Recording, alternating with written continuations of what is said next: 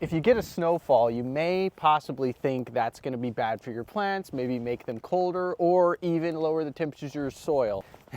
But the truth is that this snow can actually benefit your garden in several ways during the winter time. Snow acts as a really good insulating blanket to keep the area warmer, and surprisingly, snow can actually fertilize your garden, which I'll get into later. It's currently 10 degrees outside, and this fig tree is overwintering and it's doing its best to survive. This fig tree is growing in the soil, and the top is really hard and frozen solid. But if I pull back the top layer, I can get down a few inches to where the soil is not frozen.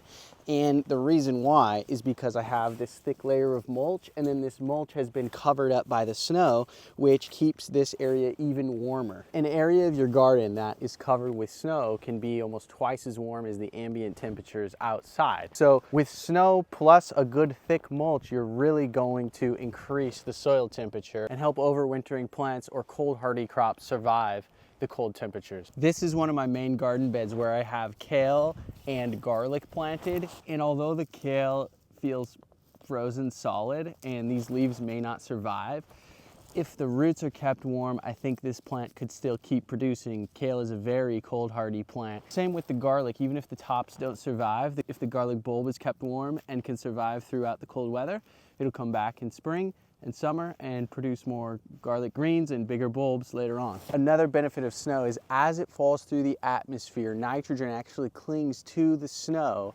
And so when that snow settles down on the ground, it acts as a slow release fertilizer for your garden.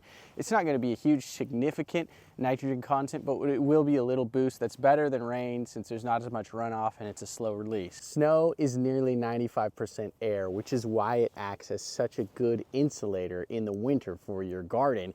It's like a blanket for your garden in the winter. Using snow as a natural insulator is really quite easy. This behind me is asparagus. It's recommended in cold climates not to cut your asparagus back at the base because the snow can actually cover the top of the asparagus and provide a nice little insulated blanket on this whole area of ground so it'll keep it warmer.